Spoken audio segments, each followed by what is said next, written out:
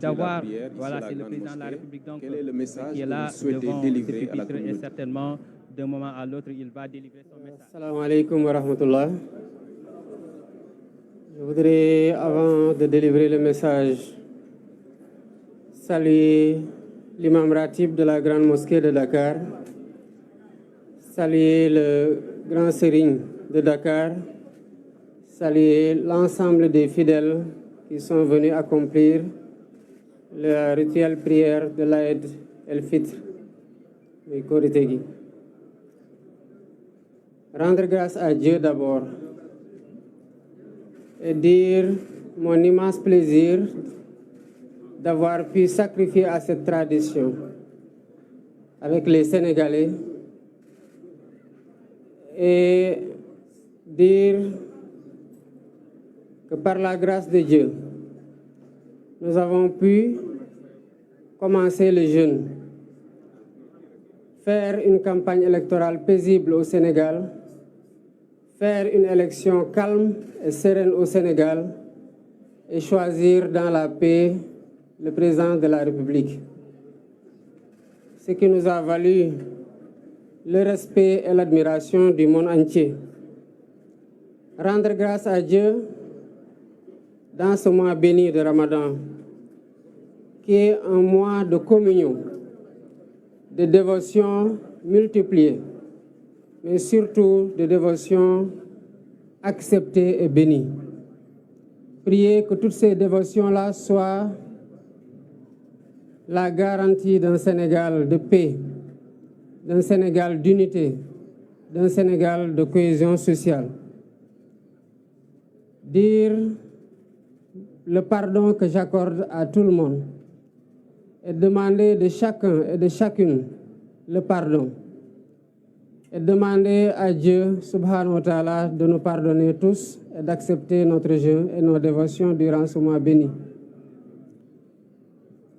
Le Ramadan est un mois de convivialité et de solidarité. L'imam Ratib l'a rappelé dans son sermon, l'importance de la solidarité, l'importance de la générosité entre concitoyens et l'importance de la consolidation de notre précieux vivre ensemble à travers cette solidarité agissante entre musulmans, mais aussi entre musulmans et catholiques, et plus globalement entre musulmans et tous ceux qui ont une autre confession. Nous devons dire que le Sénégal est un pays qui est un et indivisible.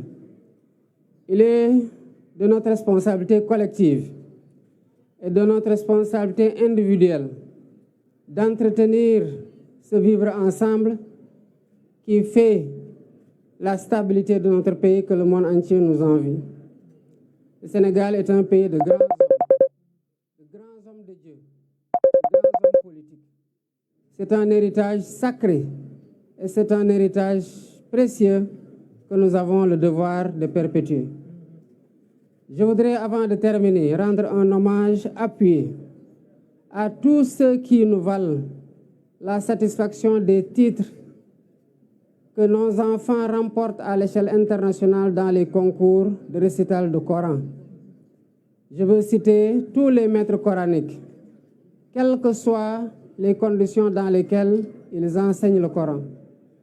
Je veux citer tous ces imams ratibs, mais je veux surtout citer les grands hommes de Dieu, à savoir les khalifes généraux.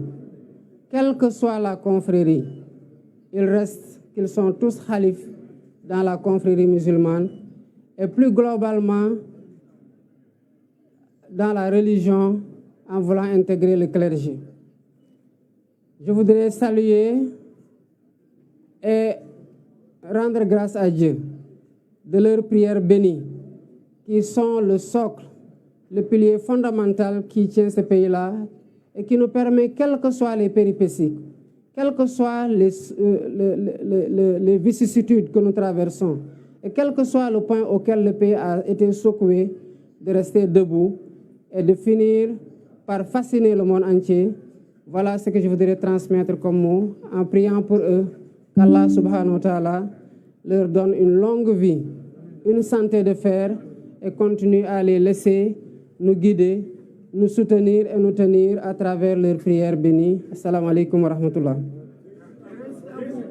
Amna solo gannaaw kon ba nga jullee